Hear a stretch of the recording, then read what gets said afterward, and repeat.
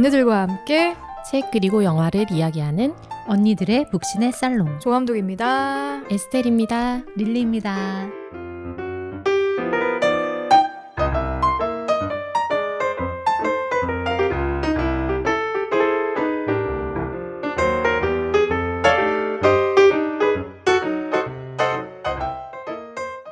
어, 5월이면 우리 지금 이 방송이 나가는 게 186화 5월 23일이거든요. 5월 23일 5월이면은 지금 극장가가 아주 흥행할 때 아닌가? 사람들 되게 많이 찾고 그럴 때 아닌가? 범죄도시 4가 1000만 관객이 넘었습니다. 벌써요? 대단하다. 와. 벌써? 뭐지? 전생에 마동석 배우는 전생에 나라를 구했나? 왜 이렇게 잘 되는 거야 다? 그러게요. 한 것마다. 이번에는 그 빌런이 누구예요? 이번 빌런은 이동휘하고 김무열. 범죄도시 1을 너무 재밌게 봐가지고 그래서 2가 나왔을 때는 극장에선 안 보고 OTT로 나오자마자 바로 봤거든요. 근데 좀 약한 거예요. 2는 1에 비해서 서사가 좀 약하더라고. 근데 이게 너무 빤하잖아요. 사실은 뭐 마석도가 있고 마석도가 이제 범죄 조직들을 소탕한다 뭐 이런 컨셉이니까. 근데 범죄도시 1은 윤계상 배우가 연기를 너무 잘해가지고. 저는 손석구 배우였나요? 네. 손석구 배우가 어떻게 연기했나 궁금해서 보긴 했는데 스토리가 1보다 2가 좀 빈약했어. 그래서 설마 3, 4까지 잘 될까 했는데 3 1000만 넘었죠. 4 1000만 넘었죠. 대박이네요. 전생에 나라를 구했나 봐. 아니 언니들은 뭐 재밌게 보고 있는 거 없어요? 저 그 파묘 보고 김도연 배우한테 빠져가지고 그 친구 이도연 배우한테 빠져서 그 친구 나오는 드라마들 다 찾아서 보고 있어요. 내가 볼 때 약간 잘생긴 남자한테 굉장히 취약한 그런 분이신 것 같은데 뭐 나쁠 거 없잖아요. 나쁠 거 없죠. 저는 눈물의 여왕 보고 있어요. 우리 좀 늦다. 우리 에스텔님과 둘 다, 제가 네. 좀 늦네요. 저도 눈물의 여왕 지금 보고 아니 눈물의 여왕 언제적 눈물의 여왕이에요 저는 진짜. 기다려서 보는 게 싫어요. 일단 맙소사. 끝나야 보는 그런 저도 스타일입니다. 좀 그런 것 같아요. 근데 너무 재밌더라고요. 눈물의 여왕이 근데 뒷심이 좀 딸려. 제가 중반까지 진짜 재밌게 봤거든요. 눈물의 여왕을. 김지원이랑 김수영 케미가 너무 좋고 와 김지원 배우가 이렇게 연기를 이렇게 잘하나 싶을 정도로 폭 빠져서 봤는데 이게 후반에 가니까 조금 이야기가 산으로 가는 아, 느낌. 그래요? 약간 확실히 그래요. 제가 13까지 봤어요. 근데 네. 이후 잘 안 나와요. 애매하죠. 네, 약간 난 지금 4화 보고 있어서 거기까지 되게 너무 재밌어요. 재밌어. 10까지도 괜찮아요. 거기까지는 재밌더라고요. 빌드업되는 그 단계까지는 너무 재밌어. 근데 그 뒤가 좀 많이 약하고 저는 지난주에 혹성 탈출을 보고 왔거든요. 혹성 탈출 4를 보고 왔는데 원을 봤나? 되게 옛날에 나온 저도 거죠. 되게 옛날에 네. 봤나? 뭐 이런 기억이 있는 정도? 관심이 없구나. 네, 죄송합니다. 디즈니 플러스에 1, 2, 3 다 올라와 있거든요. 어. 심지어 이게 리메이크 된 거예요. 다 리메이크 된 건데 이게 70년대인가? 70년대, 80년대 원작 오리지널 영화가 있고 그걸 리메이크를 또 중간에 한번 80년대인가 90년대 한 번 하고 2000년대 또 한 거예요. 그래서 1, 2, 3까지 지금 디즈니 플러스에 올라와 있거든요. 이거 몰아서 보시면 진짜 꿀잼. 아 저 진짜요? 강추. 혹시 몰아서? 이게 그 시저 나오는 그건가요? 맞아요. 시저 나 나오는 그거 거. 하나는 본 것 같아요. 원 보셨을 거예요. 아마. 고 막 이렇게 하는 거. 맞아. 원이고. 그거 되게 재밌었어요. No! 계속 나오고 있구나. 저 진짜 강추하고 싶은 게 1, 2, 3가 이게 띄엄띄엄 나와가지고 띄엄띄엄 보시면은 이 시저라는 인물 이게 이제 침팬치거든요. 침팬치가 주인공인데 이 인물에게 몰입해서 보기가 어려워요. 띄엄띄엄이니까. 근데 디즈니 플러스에 시리즈로 쫙 올라와 있다 했잖아요. 이거를 진짜 하루에 한 편씩 혹은 뭐 일주일에 한 편씩 딱 보시잖아요. 너무 몰입돼. 이 주인공의 서사에. 그래서 4를 안 볼 수가 없어. 극장에 가서 4를 꼭 보고야 말겠다라는 마음이 들게 만드는데 4는 좀 아쉬웠어요. 아 그렇구나. 네, 이게 1, 2, 3는 주인공이 똑같아요. 4는 주인공이 죽고 난 이후에 300년 뒤를 그리거든요. 그랬구나. 그러니까 다 새로운 캐릭터들이 등장을 하고 그리고 제가 볼 때는 1, 2, 3에서는 인간과 동물의 어떤 연대, 유대 이런 것들이 중간중간 계속 포인트로 나와가지고 몰입하게 만들어주는데 포는 그런 게 없어. 그런 게 너무 약해. 그래서 흥행에는 성공할 수 있을지는 모르겠는데 그래도 저는 1, 2, 3에서 4까지 보시는 거 괜찮다. 그래서 꼭 디즈니 플러스로 한번 꼭 보시고 4 한번 보러 가셨으면 좋겠다는 생각이 드네요.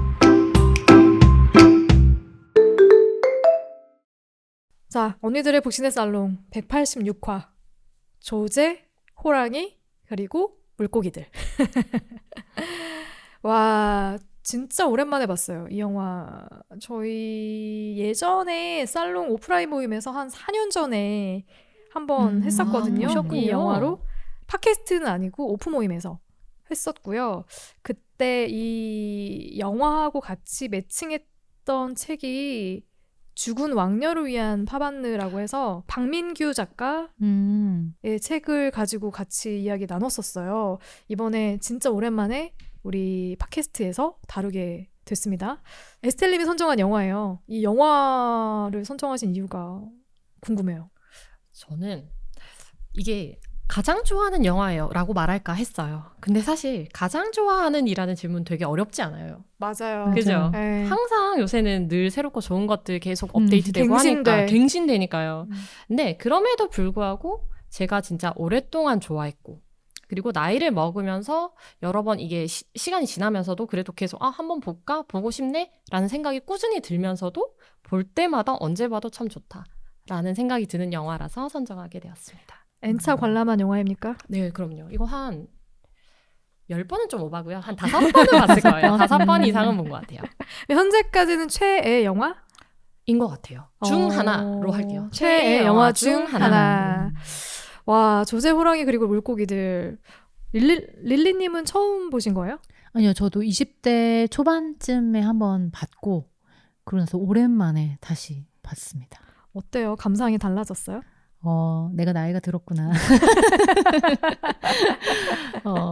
어릴 때는 그냥 뭐 젊은 친구들의 연애 정도로만 봤던 것 같고요. 그렇게 크게 뭐 깊이를 갖고 본 것 같진 않고. 근데 이번에 이제 다시 보니까 한 친구의 어떤 고뇌, 어쨌든 시작과 끝을 이제 하게 되는 고뇌와 또 쿠미코, 조제, 쿠미코라는 인물은 또 어떤 마음일까? 뭔가 이별도 고독도 뭔가 담담하게 받아들이고 있지만 그 내면은 또 어떨까? 뭐 이런 것들을 좀 생각하면서 봐서 좀 뭉클했던 영화였습니다. 감상이 진짜 다른 게 저도 이거 영화 나온 지 얼마 안 됐을 때 20대 때 봤었고 그리고 최근에 또 다시 보게 된 거잖아요. 그때는 츠네오가 너무 미웠어요. 어릴 때는. 왜 자기가 그렇게 마음을 줘놓고 그리고 상대도 자기에게 마음을 주게 해놓고서 그리고 도망치듯 이 관계를 끝내버리고 도망가는 거지? 너무 미웠고 너무 싫었어요. 그때는. 근데 지금 보니까 츠네오의 마음도 너무 이해되는 거예요.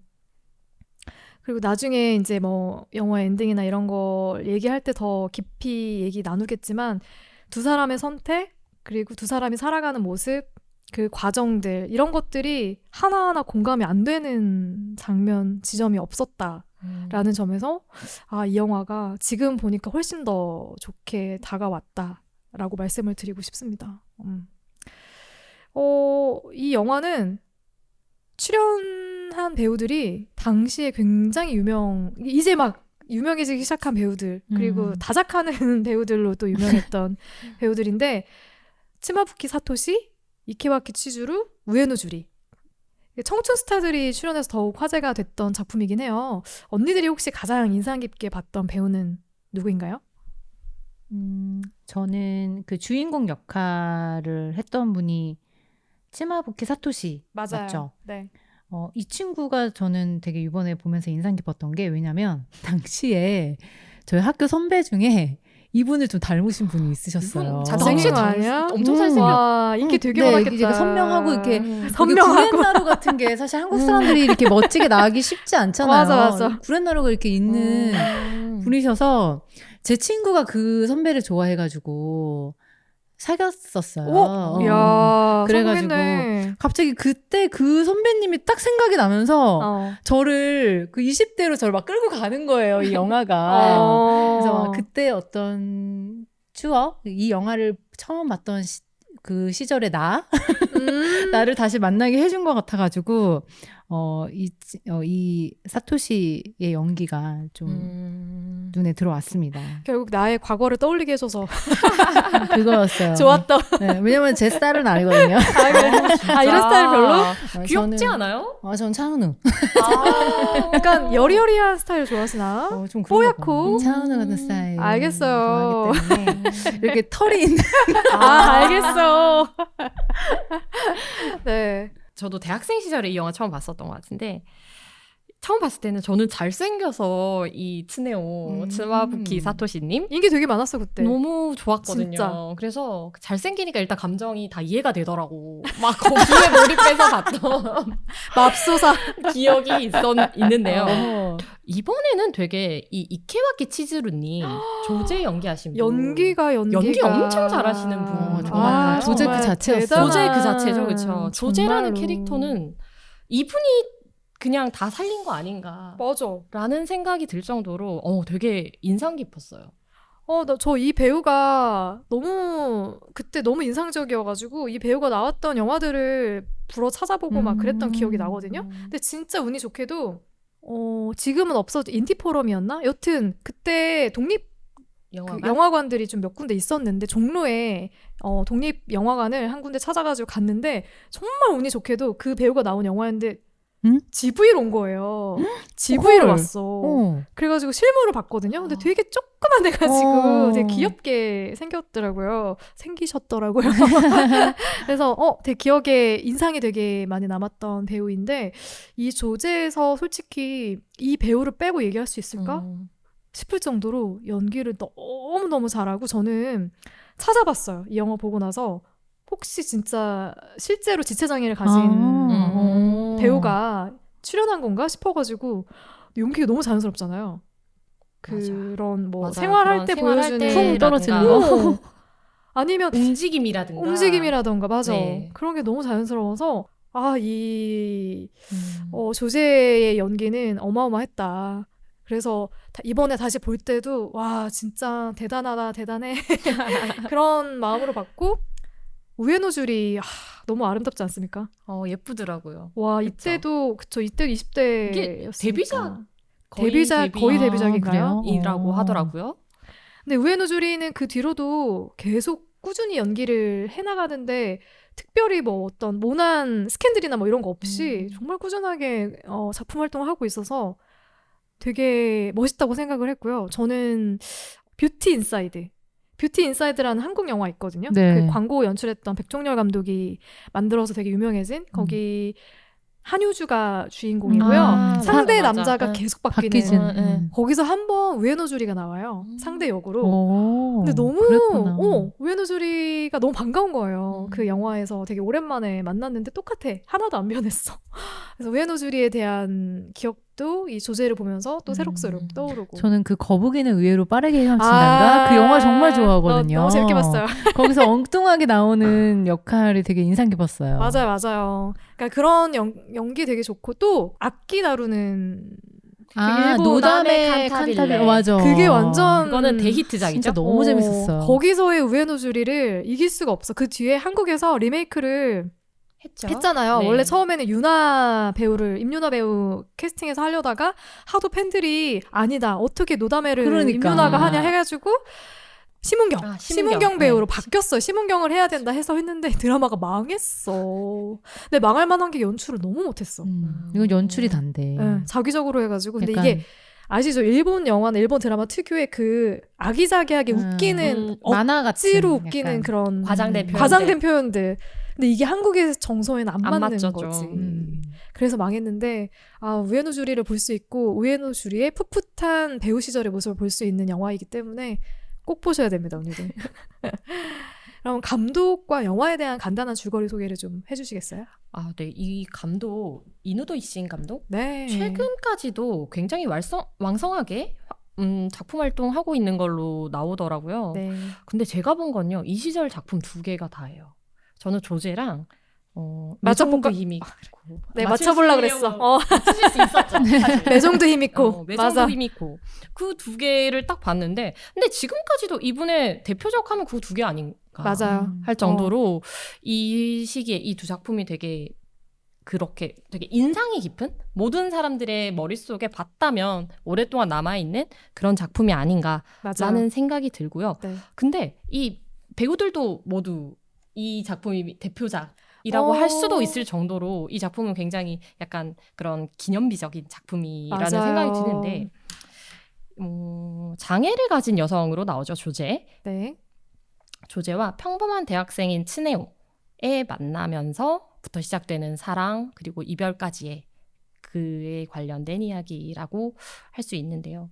사실 조제는 그녀를 원래 좀 부끄럽게 생각하죠. 할머니가 부끄럽게 그러니까. 생각해서 이런 게 되게 마음 속상했어. 아프잖아요. 낮에는 외출시키지도 않아요. 그런 할머니랑 둘이 살고요. 할머니가 이렇게 주워다 준 책도 할머니가 이렇게 다 주워다 주는 책으로만 헌책으로만 세상을 만나고 맞아요. 학교 교육도 전혀 받지 않은 걸로 그렇게 그려지는 여성이에요. 근데 사실은 세상에 대한 호기심도 굉장히 많고 낮에도 자기는 사실 나가보고 그치. 싶고 막 이래서 할머니를 막 이렇게 조르지만 할머니에게는 이길 수 없으니까 이렇게 조용하게 이렇게 거의 칩거하듯이 이렇게 생활하는 여성으로 그려져요. 그런 조제가 뭐 어떤 사건에 휩쓸리면서 이게 유모차를 타고 늘 외출을 하는데 그게 언덕으로 이렇게 막 떨어져요. 그거를 잡아주고 구해주는 츠네오와 첫 만나는 그 장면이 있고 그렇게 해서 만나면서 고맙다고 할머니랑 조제가 이렇게 해가지고 밥을 이렇게 만들어주죠. 너무 맛있게 먹던데요. 그렇죠. 너무 맛있게 먹는. 맛있어 보이기도 했어. 네, 맛있어 보이죠 그때. 요리를 굉장히 잘하는 걸로 이렇게 맞아요. 그려지죠 조제가. 그러면서 그렇게 그들이 만나면서 서로에게 살짝살짝 호감을 느끼죠. 근데 사실 츠네오한테는 여자친구가 따로 있는 걸로 그려져요. 그 사회복지. 네, 초창기에는 다른 여자친구가 여자였나? 그냥 섹파. 맞아요. 섹파만 있었는데 나중에 여자친구 생기죠. 네네. 그리고 네. 그 사회복지를 전공하는 친구. 이게 우에노주리 네, 씨로 맞습니다. 나오죠. 네, 예, 같은 과의 친구인 거죠. 네, 그녀가 좀 관심을 보이는 것 같아요. 그 시기부터. 그러면서 츠네오에게 이렇게 접근을 하고 같이 밥 먹고 이런 과정에서 자연스럽게 그 분에게 그 조제에 대한 이야기를 하게 돼요. 그리고 조언을 구하죠. 그 조제의 집이 왜 좁고 되게 생활하기도 불편하고 맞아요. 그러니까 그런 생활 환경 개선이라든가 이런 거에 대해서 막 조언을 구하고 그러면서 약간 시청인가요? 그거랑 연계해서 집을 고쳐주는 그런 걸 하게 되죠. 네, 생활 환경을 네, 개선해주는 개선해주는. 그런 복지 프로그램을 이용하게 됩니다. 그렇죠. 그렇게 되면서 약간 조제가 근데 그 여자를 만나게 되는 거죠. 그쵸, 카나에라는. 네, 카나에를 만나게 되죠. 만나는데 카나에가 얘기 많이 들었다. 뭐 이런 얘기를 하는데 자기 얘기를 딴 여자한테 했어? 약간 이런 심정이었을까요? 조제는 그게 그 사건으로 약간 마음의 문을 닫죠. 그러면서 할머니도 그걸 지켜보면서 더 이상 오지 오지 말아라. 말아라. 이렇게 하면서 둘은 좀 거리를 이렇게 두게 되고 그렇게 시간이 좀 지나가는데 우연히 또 할머니가 돌아가시는 사건이 있죠. 그러면서 다시 츠네오는 그녀를 찾아가게 돼요. 그러면서 그때부터 둘이 이어지는. 네, 만남을 이어가게 되는데 네, 점점점 과연 어떤 결말이 기다리고 있을까 점점점 이렇게 되는 거죠. 네, 그렇죠. 아, 네. 츠네오라는 인물이 중심 화자로 등장하기 때문에 이 인물을 따라가지 않을 수 없어요. 이 인물의 감정선을 따라가지 않을 수 없고 그가 어떻게 조제를 만나고 또 마음을 나누고 또 그 사이에 또 어떤 관계들이 휘몰아치고 어떤 선택을 하게 되는가 이거를 따라가다 보면은 영화가 끝나 있습니다. 정말 휘몰아치듯 그러니까 이게 왜 제 기억에는 그 당시에는 조금 영화가 느슨하다고 생각했는지 모르겠는데 지금 보니까 되게 스펙터클하더라고요. 달라. 확실히 내가 어느 시기에 보느냐에 따라서 감상이 너무 달라진다는 거를 이번에 또 한 번 느낄 수 있었고요. 영화의 중심 화자인 츠네오에 대한 이야기를 먼저 해볼 거예요. 츠네오는 어떤 인물이죠? 저 이 영화가 이렇게 야한 영화 그쵸. 저는 왜 몰랐죠? 야한 영화야 어. 생각보다. 굉장히 개방적인 그래. 친구던데요. 맞아. 그래서 아주 섹스를 하는 친구를 둘 정도로 이렇게까지 개방적인 네, 섹스 파트너가 있죠. 청년이구나라는 생각이 들었고 또 카나에한테 들이댈 때는 또 아주 진취적인 아유, 적극적이야. 청년이네라는 생각이 들었고 또 쿠미코에게 다가가는 것을 봤을 때는 자기 감정이 되게 솔직하고 어쨌든 여자친구가 있어도 내 눈앞에 있는 이 여자하고 지금 뭔가 통한 거잖아요. 그쵸? 그러면은 그것을 굳이 감추지 않고 드러내는 아주 솔직한 청년이구나. 하지만 아직은 뭐 대학 이제 20대 초반이고 20대 대학생이고 초반이죠. 사실 맞아요. 위태롭죠. 아직 위태롭죠. 위태롭고 네. 어디에도 사실 발붙이지 못하는 위태로운 인물이고 그렇기 때문에 계속해서 움직이는 게 너무 당연한 사랑은 당연한, 움직이는 거야. 뭐 이런 느낌이에요? 그게 너무 당연한 욕먹을 필요가 없죠. 당연한 움직이는 존재구나라는 생각이 좀 들었어요. 참 츠네오가 어떻게 보면 되게 해맑고 되게 순수한 그런 이미지를 갖고 있는데 또 어떻게 보면 좀 얄미워. 왜 그런지 모르겠어. 인기 많아. 그러니까 츠네오 같은 캐릭터가 20대 때 좀 인기가 많나? 어때요? 혹시 실제로 가까이에서 이런 되게 맨날 생글생글 웃고 다니는데 알고 보니까 뭐 섹파도 있고 글쎄요, 저는 조금 유교거리라. 근데 저는 그냥 솔직함, 그 나름의 솔직함이 있잖아요. 저는 그게 조금 매력적으로 다가오는 부분은 있을 것 같아요. 아, 솔직한 매력? 네, 순수하고? 네. 그리고 얼굴이 다한 건가? 그러게요. 내가 내 스타일 아니라서 모르겠어. 근데 생각보다 이 츠네오가 스마부키 사토시가 키가 작더라고요. 그러니까 그게 그냥 보기에는 커 보이잖아요. 근데 보니까 얼굴이 커서 커 보이나? 키가 크지 않더라고요. 그래서 70 정도밖에 안 됐던 걸로 알고 있거든요. 그래서 와, 어떻게 키를 연기하나 그러면 신기하다 이러면서 비율이 좋나? 비율이 좋나? 커 보이잖아요. 되게 신기했던 것 같아요. 아니면 다른 인물들이 좀 작아서 그런가? 근데 츠네오는 뭐 보니까 뭐 집안 형편이 좋은 것 같진 않고 아르바이트 하면서 대학 다니죠. 등록금이나 이런 것도 아마 알바해서 내고 있는 거 아닌가? 생활비나 이런 것도. 근데 보니까 인기가 제법 있는 것 같아. 그러니까 그 과에서 가장 남자들에게 사랑받고 인기가 있었던 여학생 카나에로부터도 묘하게 대쉬를 받잖아요. 그러니까 그런 걸 봤을 때 츠네오는 어느 정도 이제 여성들의 시선을 좀 끄는 매력이 있는 인물이 아닌가라는 생각이 들고, 그리고 보면 중간중간 막 고양이, 강아지를 돌보는 모습도 나오고 하는 거 봐서는 되게 정도 많은 인물? 그렇게 보여요. 그래서 사람들이 이 친구가 츠네오가 아르바이트를 하는 마작 게임장 같은 데에서 아르바이트를 하는데 거기에 사람들이 수군수군 되는 얘기를 들은 게 새벽에 뭐 일정 시간에 노인이 유모차를 끌고 다니는데 그 유모차 안에 뭐가 있을까에 대한 사람들의 토론이 막 이어지는 거야. 그거를 눈여겨 듣고 있다가 우연치 않게 그렇게 만나게 된 거죠. 유모차를 끌고 유모차가 막 굴러 떨어지는 걸 보게 되고 그 유모차를 잡아서 딱 세웠더니 갑자기 그 유모차를 열고 칼이 쑥 하고 튀어나와. 그게 바로 쿠미코였던 거예요. 쿠미코가 조제죠? 네, AKA 조제. 자기는 조제라고 불러달라고 해요. 본명은 쿠미코이지만 내 이름을 조제라고 불러달라라고 해서 조제라고 불리게 되는 인물. 이 인물이 지체장애를 갖고 있어서 두 다리를 쓸 수가 없는 거예요.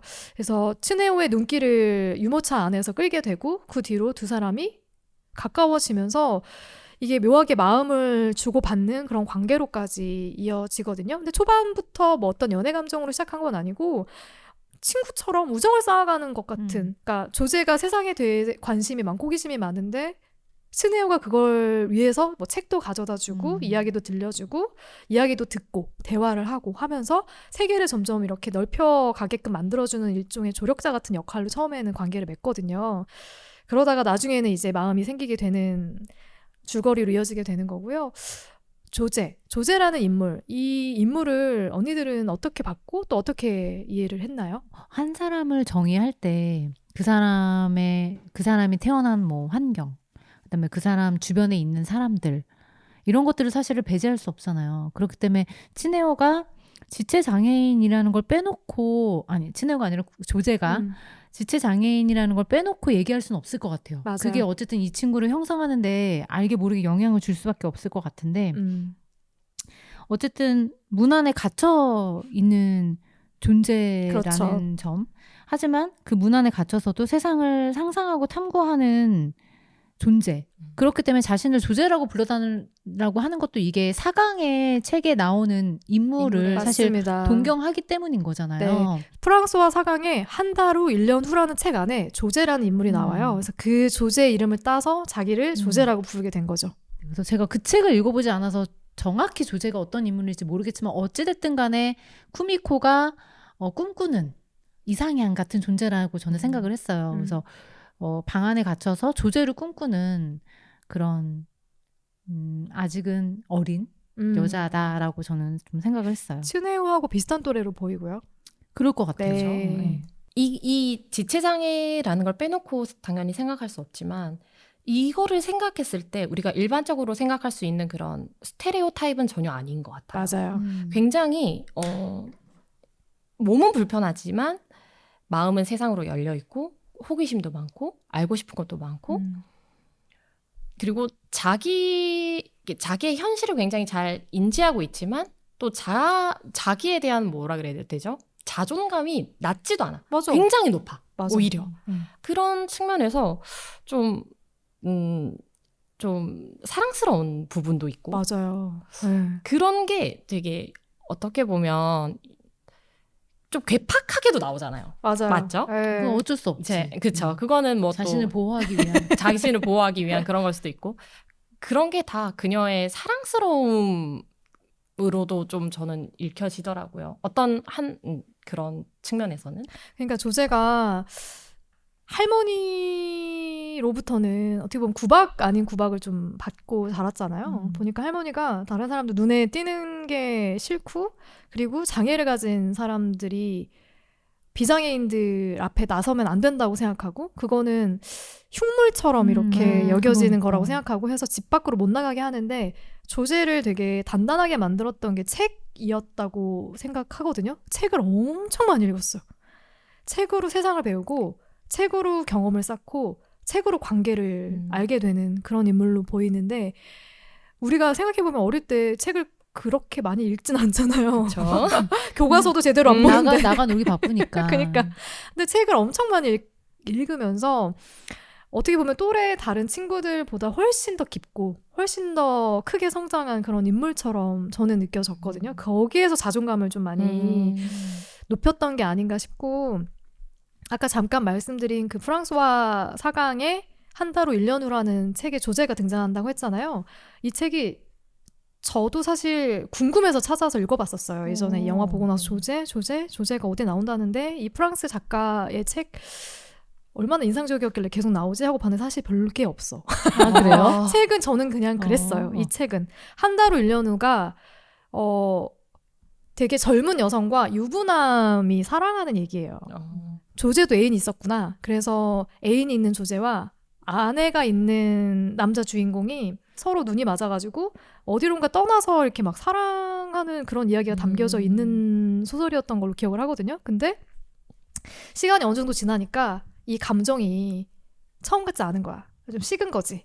그래서 둘이 헤어지게 돼요. 아마 조제가 떠났던 걸로 저는 기억을 해요. 그 소설 속에서는. 근데 이게 묘하게 이 영화하고도 맞아. 오버랩이 되는 거죠. 부분이 있네요. 그러니까 그 사랑이라는 게 한 달 후 1년 후거든요.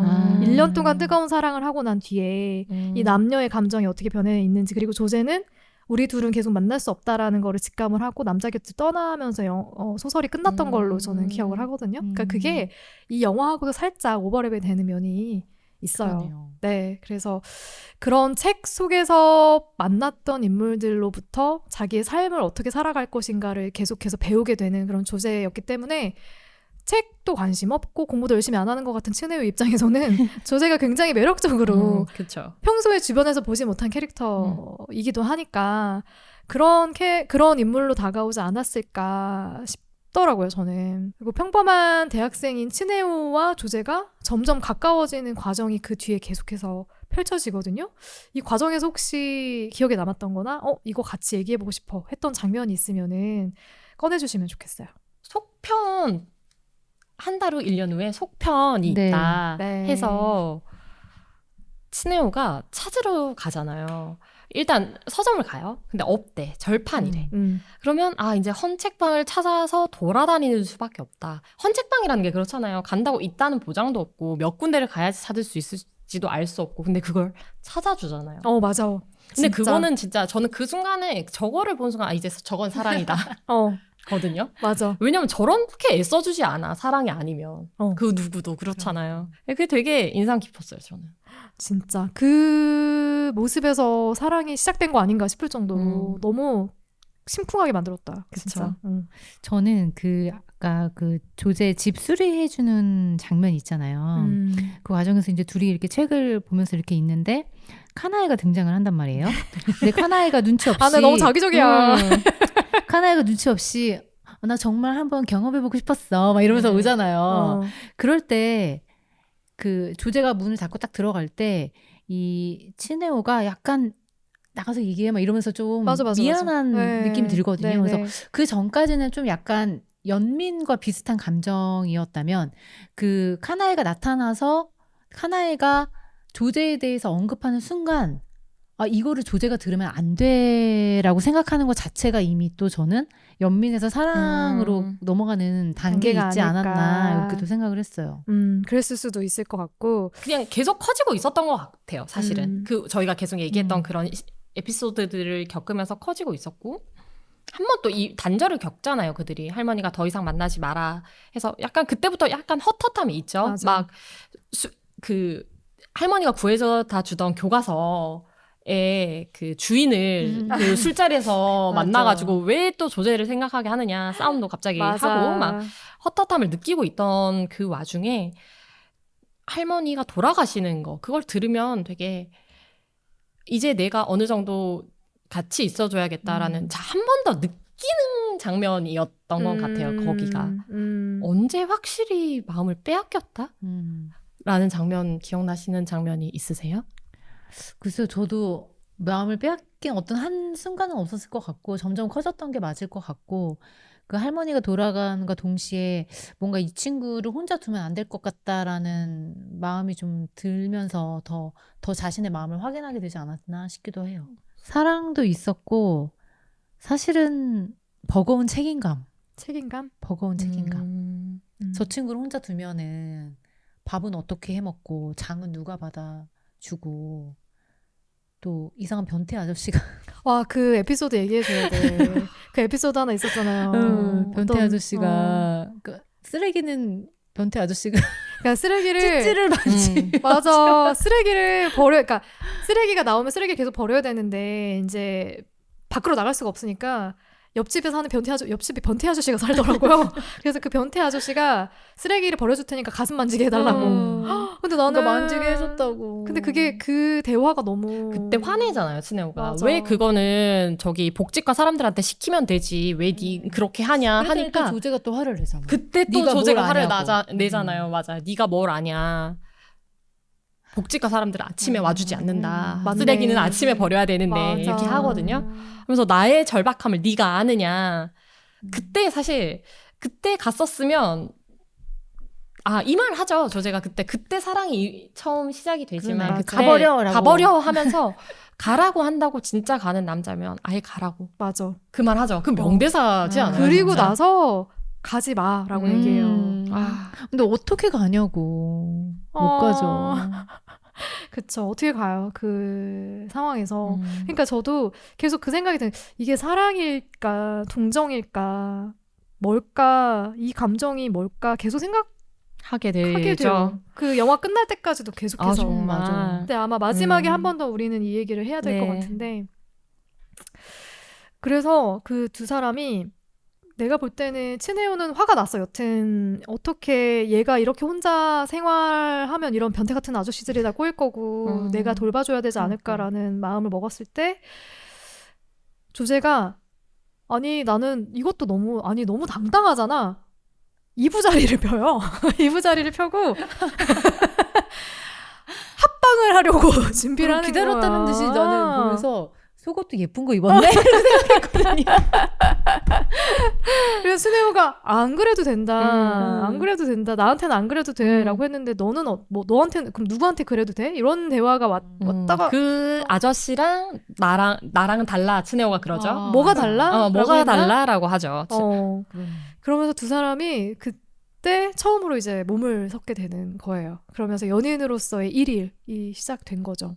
20대의 남자가 그러지 않아도 된다. 그거 사랑 아니야? 그거 사랑 아닌가요? 동정 아니다. 아니다. 사랑이다. 사랑이다. 근데 그럼에도 이 두 사람의 관계를 그려가는 데 있어서 이제 그 뒤로는 이제 두 사람이 연인으로 같이 동거 생활을 하는 네, 모습이 하게 쭉 되죠. 그려지거든요. 근데 혹시 언니들 혹시 이 두 사람의 관계를 그리는 데 있어서 좀 불편했던 점은 없었어요? 아 이런 건 좀 불편한 것 같아 라고 느꼈던? 그냥 휠체어나 좀 빨리 좀 좋은 거 좀 사지. 계속 업어주죠. 언제까지 저거 끌고 다닐 거야? 저는 그냥 그 네. 정도? 불편한 휠체어를 타고 이게 안 될 때는 계속 업어주고 막 그래서 츠네오가 왜 그 장면 나오잖아요. 여행 갔을 때예요. 휠체어 전동 휠체어 사자 해요. 맞죠? 맞아. 하니까 아니다 조제는 네가 이렇게 업어주면 되지 않냐 맞아. 하는데 츠네오는 힘든 거지 사실 지도. 힘든 거지. 나 힘들다. 나도 언젠가 나이 먹어가고 이거 체력도 떨어지고 내가 언제나 늘 있어주는 건 아니지 않느냐. 그렇지. 조제가 늘 있어주면 되지 않느냐. 필요 없다고. 음. 아니, 그게 좋은 거. 자기를 받아주는 사람이 생겼다라는 게 조제에게는 사실은 가장 좋은 그거였지 않나라는 생각이 드는데 사실 스네오는 힘이 들고 있고 이미 그때쯤 버거움이 거의 턱끝까지 차고 그렇지. 있죠. 맞아, 그런 맞아. 점들. 근데 조제가 사실 저는 알았다고 생각해요. 알았는데 모른 척하고 싶었던 거 아닌가. 그 부분. 조제의 그 자기 멋대로, 제 멋대로로 그려지는 그런 면들이 어쩌면 이것도 어쩔 수 없지라고 우리가 생각하는 장애인들을 바라보는 그런 장애인들은 다 저런 괴팍함이 있을 것이야 라는 그런 시각이 조금 반영된 부분이 없지 않지 않나라는 생각도 좀 들었고 츠네오도 어쩔 수 없으니까 계속 받아주잖아요. 조금 일방적이에요. 둘의 그 관계가. 서로가 일방적이에요. 저는 조금 그렇게 느꼈던 부분들이 조금 불편했어요. 좀 같이 조금 더 소통을 하고 같이 맞춰가고 이런 게 있을 수 있지 않았나? 모르겠어요. 근데 그 나이 때 그 사랑, 그들도 얼마나 열정적인 사랑을 시작해요. 그 사랑에서 뭐 그런 게 있을까? 라고 생각을 한다면 뭐 그게 또 한계일 수는 있지만 이들의 나이를 생각한다면 그게 또 한계일 수도 있겠지만 그쵸.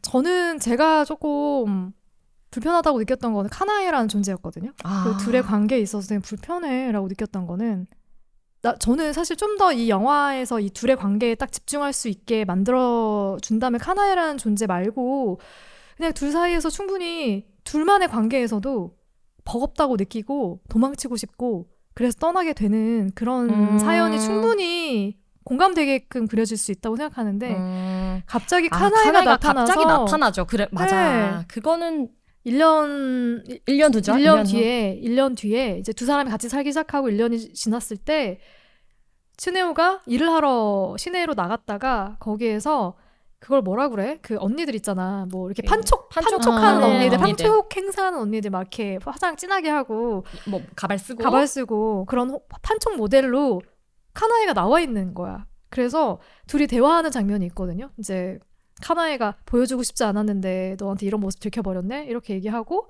너가 그렇게 갑작스럽게 조제에게 가버려가지고 나는 그 뒤로 길을 잃었다 이러면서 그래서 아무렇게나 살아도 된다고 생각했다 이런 식으로 얘기를 하는 거죠. 지금은 뭐 아무런 목표도 없고 뭐 이렇게 얘기하는데 거기에서 또 한 번 츠네오가 동정심을 느끼는 것 같은 거야. 그 장면에서 카나에게 이 조제에게 느꼈던 것 같은 그런 어떤 시혜적인 마음을 카나에게도 느끼게 되는 거예요.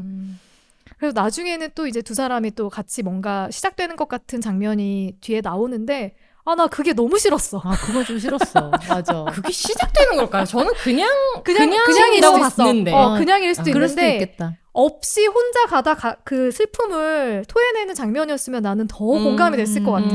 맞아요. 사실 그건 맞아요. 훨씬. 그래서 제가 불편했던 거는 츠네오와 조제의 관계를 그리는 데 있어서 카나오를 너무 갑자기 끈금없이 끌어들였다. 막 이용했다. 끌어들이는 것들이 조금 불편했다라는 음. 걸로 남아 있습니다.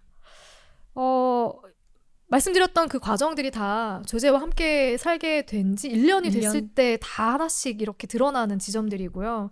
그 과정에서 또 어떤 장면들이 있냐면 아, 츠네오가 예전처럼 조제를 살피지 않네? 라고 느껴지는 장면들이 맞아. 나와요. 츠네오의 마음이 조제로부터 조금 떠나가고 있다라는 걸 암시해주는 장면들이 나오고 츠네오가 결심을 해요. 부모님에게 조제를 소개해줘야겠다라고 결심을 하고 같이 그 고향으로 부모님 계시는 본가로 떠나자라고 얘기해서 차를 빌리죠. 차를 타고 같이 멀리 떠나게 됩니다. 근데 이 과정에서 또 기억에 남는 장면이 있다면 이것도 이야기를 좀 나눠보죠. 그쵸. 이 영화의 제목이 왜 호랑이와 물고기들인 줄 알게 여기서 해주는 나오죠. 그쵸. 장면들이 나오죠. 왜였죠? 호랑이를 일단 보러 가죠. 네. 어떻게 보면 조제가 가장 두렵다고 생각하는 존재가 호랑이였던 것 같은데 그 호랑이를 보러 가는 장면이 나오고 또 수족관에 가서 물고기를 보러 가려고 하는데 수족관에 문이 안 닫혀 됐어. 있어. 하필. 근데 너무 칭얼거리는 게 좀 짜증난. 약간 짜증을 유발하게 좀 칭얼거립니다. 이럴 때 이제 T의 성향이 나와. 너무 애기같이. 음. 그래서 요게 또 한번 그 츠네오가 마음을 좀 돌리는. 아, 그런 씬이었다고 생각하시는 거구나. 네, 아, 그러니까 그래요? 뭐 저는 왜 다 있는데 딱 한 가지가 더 이렇게 폭발하게 만드는 것 중에 하나가 아니었나 싶을 정도로. 저는 일부러 그랬다고 생각했어. 정말요? 그러니까 이미 조제가 일부러 조제는 그랬다? 알고 있잖아요. 헤어질 걸 알고 있잖아. 이거 이별 여행인 걸 알고 있어. 어차피 츠네오가 자기 부모님한테 나 데리고 못 갈 거라는 걸 알고 있기 때문에 마지막 여행이라는 걸 알고 있는데 나는 물고기가 꼭 보고 싶었어. 근데 보지 못해. 거기에 대한 그 감정적인 극에 다다른 자기의 감정적인 표현을 츠네오에게 했다고 생각해. 그리고 츠네오도 얄밉고 그럴 수도 있죠.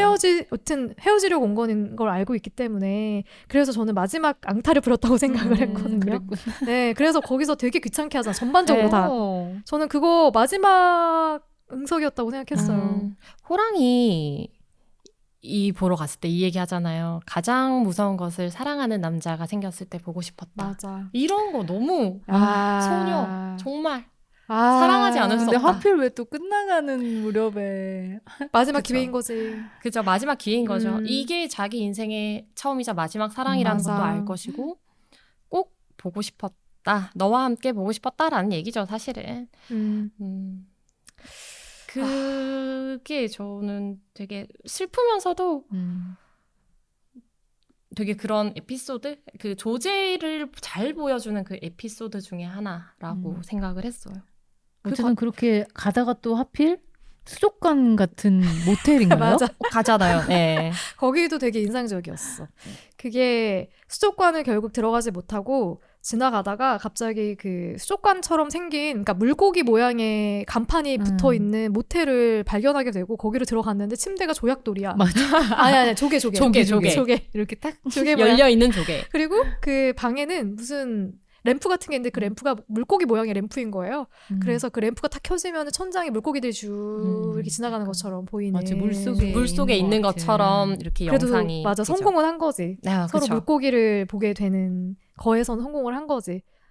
근데 가슴 아픈 장면이 기다리고 있어요. 그러니까 부모님한테 소개를 해주겠다 하고 갔는데 여기까지는 진짜 마음을 먹긴 했던 것 같아. 소개해줘야지 라고 데리고 가는 그 과정에서 안 되겠다라는 생각을 아마 확고하게 한 것 같아요. 나는 이 관계를 끝까지 내가 끌고 갈 수 없겠다라는 생각을 하고 이것도 가슴 아픈 장면이 조제를 장애인 화장실에 이렇게 볼일을 볼 수 있게 데려다주고 밖에서 기다리던 츠네오가 집에 전화를 해요. 동생이 받아.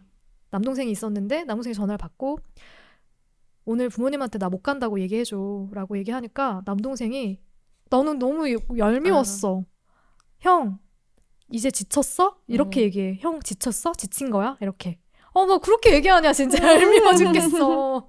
마치 기다렸다는 듯. 정말 너무 그죠? 그렇게 될 거라는 걸 빤히 알고 알았다라는 있었다는 듯이. 듯이 얘기하고 친해우는 전화를 끊고 나서 갑자기 조제가 있는 화장실로 들어가가지고 부둥켜 안아요.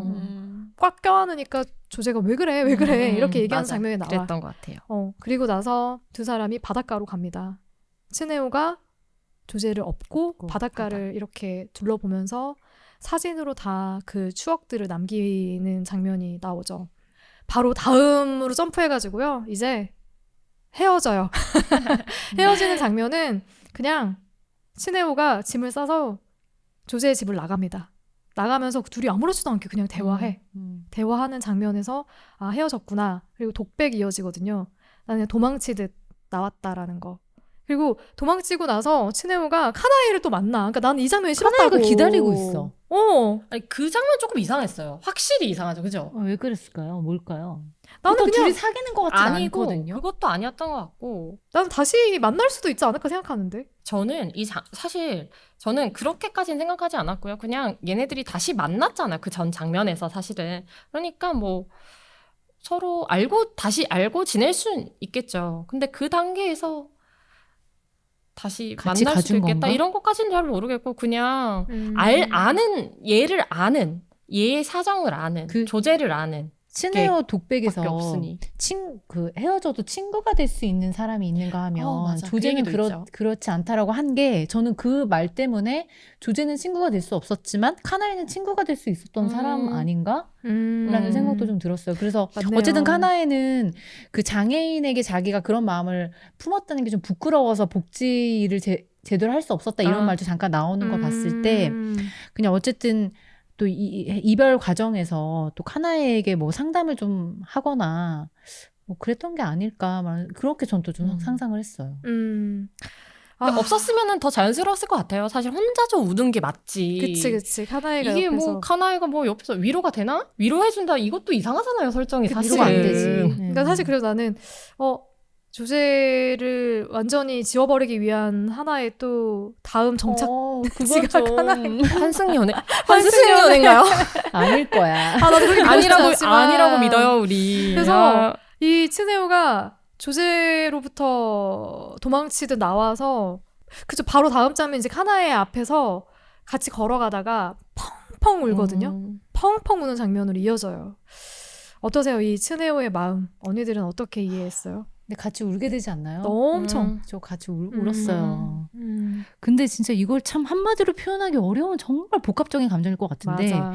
저는 이게 조제가 뭐 반드시 지체 장애인이었기 때문에 헤어진 거는 아니라고 생각을 하거든요. 그냥 헤어질 때가 돼서 헤어진 거예요. 누구나 그냥 남녀가 헤어지듯이. 전 그렇게 생각을 했고 그냥 그 순수하게 사랑했던 자신과의 이별. 저는 그게 더 크다고 생각해요. 왜냐하면 조제와의 이별은 사실 몇 달 전부터 이미 뭐 알게 모르게 자기도 인지하고 있었던 거기 때문에 거기에서 오는 슬픔보다는 더 이상 이렇게 순수하게 사랑할 수 없을 거잖아요. 앞으로는 그렇죠. 뭔가 계산 없이 누군가를 순수하게 사랑하는 그 시절과의 이별, 작별. 전 좀 그렇게 보이더라고요. 약간 모든 이별이 사실 그렇잖아요. 자신의 한계에 부딪히잖아.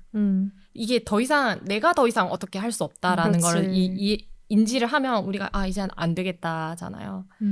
그거를 처음 느끼겠죠. 스네어도 사실. 그래서 그런 느낌을 많이 받았어요. 이 조제라는 이제 더 이상 뭐 장애인과 비장애인 이런 얘기가 아니고 그냥 한 인간의 그냥 정말 아픈 이별하는 그 순간 자기의 그 내적인 그런 것들을 굉장히 느끼고 있지 않을까라는 생각을 많이 했어요. 되게 어려운데 그런 거 느껴본 적 있지 않으세요? 내가 호기롭게 나 이거 다 해낼 수 있을 것 같아 라고 시작했는데 해내지 못하는 순간들에서 느꼈던 감정들이 있지 않으세요? 있죠. 좌절? 그게 한계라는 걸 느낄 때 너무너무 그때가 너무 슬프고 너무 감정이 바닥을 치는 것 같거든요. 그러니까 사랑이라는 것도 그냥 생각하면 아니 사랑이 한계가 어디 있어. 내가 좋아하면 됐지. 내가 좋아하는 마음이면 됐고 서로 사랑하는 마음이면 됐지라고 생각하지만 저는 이게 참 현실이라고 느끼는 게 츠네오는 평생 조제에게 발이 되어줘야 되잖아요. 발이 되어줘야 되고 내가 휠체어가 되어줘야 되고 내가 얘를 위해서 계속해서 뭔가를 주어야 되는 대상, 그러니까 주체가 되어야 되는 거죠. 근데 그런 것들이 분명히 어느 순간에 한계로 되게 느껴졌을 것 같다는 생각이 들거든요. 이 좋고 막 설레고 사랑하는 마음만으로는 그건 정말 호르몬이 끝나면 끝나는 거고 그 그렇죠. 뒤엔 이제 현실적인 부분 내가 얼마나 이 사람에게 또 기댈 수 있나 의지할 수 있나 이 사람은 또 나에게 뭘 줄 수 있나 이런 것까지 보게 되는 게 진짜 그 이후의 관계인 것 같아요. 그래서 츠네오가 결국에는 내가 더 이상은 감당할 수 없다라는 거를 깨닫고 그리고서는 이제 포기하게 되는 게 그리고 그걸 받아들이게 되는 게 너무 가슴이 아팠을 것 같고 나도 너무 가슴이 아픈 거야. 그래서 되게 여러 감정들이 좀 오가는 그런 씬이었어요. 근데 이렇게 영화가 끝났으면 저는 이 영화가 좋다고 느끼지 않았을 것 같아요. 저는 이 다음 장면 때문에 이 영화가 너무너무 좋았거든요. 다음 장면이 츠네오가 떠나고 난 뒤에 얼마간 시간이 흐른 것 같아요. 근데 조제가 그냥 덤덤하게 일상을 살아가는 살아가죠. 모습이 보여요. 그냥 계란말이 요리 되게 잘하잖아. 네. 그러니까 요리를 하는 거야. 요리를 하고 칼로 이제 그 계란말이를 썰어내고 접시에 담고 그 의자에 올라가서 요리를 해야 되잖아. 근데 그 의자에서 요리를 다 끝내고 나서 바닥으로 툭 하고 떨어져요. 그리고 나서 그 접시에 놓았던 요리를 손으로 쓱 맞아. 하고 꺼내면서 그냥 끝나요. 영화가 그냥 그렇게 끝나요. 카메라 앵글도 따라가지 않고 안 와요. 그대로 이렇게 멈춰져 네. 있잖아요. 그리고 전동 휠체어도 샀잖아요. 맞아. 맞아. 얼마나 속이 시원하든지. 맞아. 그러니까 전동 휠체어를 사가지고 거리를 누비는 조제의 모습이 나오다가 이제 일상에서 요리를 해서 먹는 그런 조제의 모습으로 이어지거든요. 이 엔딩 어떠셨습니까? 근데 왜 그래도 저는 외로움이 느껴지죠? 왜 사람 빈자리가 너무 크기 때문에 뭐 또 모르죠. 새로운 사람을 만났을 수도 있지만 아니 나는 그 코지랑 나중에 연결되지 아, 않을까라는 오히려? 생각을 잠깐 했어. 왜냐면 자동차 빌려준 그 코지의 차를 빌려서 간 거잖아요. 맞아. 야, 이놈의 결혼하는 차는 거야? 부모님한테 소개시켜준다는 거 결혼하는 거지? 막 이러면서 막 짜증내고 갔어. 마음이 있는 것 같아. 그러면 또 조금 다 안심이 되네요. 누구 곁에 누가 있다라는 거는 좀 안심이 되네요. 조제는 알고 시작하지 않았을까 싶어요, 저는. 오히려 그 장면이 있으니까 이들의 사랑의 그 일련의 과정들이 다 이해가 되는 것 같았다라는 생각이 저는 들었고 왜 그런 대사도 있지 않았어요, 조제가? 언젠가 나도 너를 사랑하지 않게 되겠지, 점점점 뭐 이런 대사들이 나오는데 그래도 그 사랑했던 기억이 있으니까 이게 아름다운 게 자기가 그 아름다운 기억의 조각을 가지고 살아가는 약간 그런 게 저는 이해가 됐어요. 그게 있으니까 나는 씩씩할 수 있다 오히려 더. 쓸쓸하다고 하셨던 그 장면이 네. 저는 오히려 그냥 받아들인 거죠. 다 받아들이고 그냥 씩씩하게. 전동 휠체어가 약간 그 상징이라고 맞아요. 생각해요. 네, 사자고 하잖아요. 근데 맞아. 그때 싫다고 했잖아. 했다. 너가 그쵸. 해주면 되는데 이제는 너가 없다는 거지. 내가 내 삶을 그냥 혼자서 잘 꿋꿋이 이겨가겠다. 이런 모습이 맞아. 그런 삶을 대하는 조제의 그런 태도가 너무 멋있어. 네. 나는 조제한테 정말 반해버렸어. 근데 우리도 살면서 장애가 있든 없든 한 번의 그런 강렬한 사랑을 경험하기가 되게 어렵잖아요. 그쵸. 평생 아마 내가 가슴 떨림을 느낀 적 없이 그냥 그렇게 살다가 가는 사람들도 저는 많을 거라고 생각해요. 근데 조제는 진짜 가슴 떨린 사랑 해봤고 1년 동안 정말 치열하게 사랑해봤고 사랑 받아봤고 좋았잖아. 그 시간 동안. 그래서 그 기억을 안고 살아간다는 것만으로도 조제한테는 엄청난 삶의 또 동력이 되고 또 희망이 되지 않았을까? 좋은 기억이 되고 계속 그 기억을 곱씹으면서 살아가는 것만으로도 충분하다라고 생각할 것 같아요. 그 정도로 되게 단단한 사람이니까. 그래서 너무 멋있었어. 마지막에 멋있네요. 그렇게 단단하게 하던 거 계속 그냥 하면서 비참하게 막 술 먹고 막 그런 거 이런 게 아니고. 아니라 어쨌든 낮에도 당당하게 돌아다니고 돌아다니고. 살아가는 거잖아. 살아간다는 게 너무 멋있었다. 이 마지막 장면 때문에 이 영화는 꼭 봐야 됩니다. 너무 좋았습니다. 자, 그럼 마지막으로 영화에 대한 한 줄 평 나눠볼까요? 젊은 날의 한때와 이별을 고하는 건 성숙해지는 단계. 하지만 어쩐지 슬퍼. 성숙해지는 단계죠. 맞아요. 그때 그 불같은 사랑은 사실 30대 되면은 그런 사람 없잖아요. 아우 체력이 절- 따라서 왜? 못해요. 30대까지도 가능해. 그래, 맞아. 있을 수 있어. 그래요. 그래요, 맞아요. 근데 그 처음에 느끼는 그 강렬함이라는 그렇죠. 그런 면에서. 근데 그게 다 성숙해지는 과정이죠. 저는 사랑과 이별에 대한 현실적인 이야기. 처음에 봤을 때는 왜 헤어지지? 이랬었어요. 저도요. 같은 뭔가 생각이었어요. 해피엔딩으로 끝나야 되는데. 끝나고 싶은데 맞아. 저 둘의 사랑 너무 예쁜데. 너무 싫었어 헤어지는 거. 근데 지금 보니까 되게 되게 자연스러운 거예요. 맞아. 그 구조가 어쨌든 조제도 한 인간이고 그도 한 인간으로서의 그냥 사랑을 했고 자연스러운 이별이었다. 이별. 자연스러운 이별이었다. 조제가 더 잘 살았으면 좋겠다. 그래서 잘 살았을 거예요. 그 후에 조제의 사랑 이야기가 또 궁금해지게 만드는 그런 영화다라는 한 주평을 남기고 싶습니다. 2주 동안 북신의 살롱과 함께 했는데 두 분 어떠셨어요? 저는 앞서 이제 방송을 들어보면서 다들 말씀을 너무 잘하셔가지고 부담감이 사실은 너무 컸어요. 막 두근두근하고. 근데 어쨌든 일단 수다 떨듯이 그냥 해야겠다라는 편하게. 생각으로 맞아요. 임했습니다. 그게 중요합니다. 네.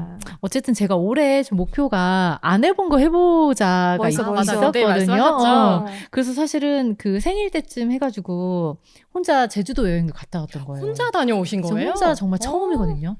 그랬구나. 멋지세요. 네, 그때도 너무 떨렸었어. 혼자 비행기 타면서.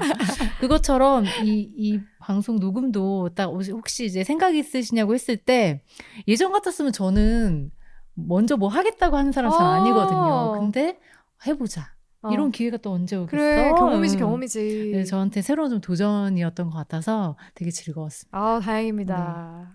네, 저도 되게 재밌었어요. 되게 아침에 정말 내가 왜 이걸 한다고 해가지고 막 이랬는데 그래도 두 분과 함께 이야기하면서 뭐 제가 좋아하는 작품, 처음 읽어본 작품, 뭐 다양한 것들 그런 것들 이야기하는 시간이 참 즐겁구나라는 생각을 했고 이거를 또 말로 이렇게 한다는 게 참 신기한 경험인 것 같아요. 그럼요. 네, 말로 그렇죠. 이렇게 한다는 게 맞아. 너무 이렇게 즐겁게 나눌 수 있는 시간이었던 것 같습니다. 좋습니다. 저희가 앞으로도 더 많은 또 다양한 자리에 있는 언니들과 함께하는 시간을 만들어 갈 거기 때문에 또 두 분과 또 언제 찾아올지 모릅니다. 네, 기다려 주시고요. 다음 주에는 다시 셜록님 그리고 미니님과 함께 찾아올 예정이니까 방송 중간에 쉬지 마시고 계속 꾸준히 들어주세요. 그러면 두 분과는 여기서 인사 나누고 저는 다음 주에 다시 인사드리겠습니다. 다음 주에 만나요.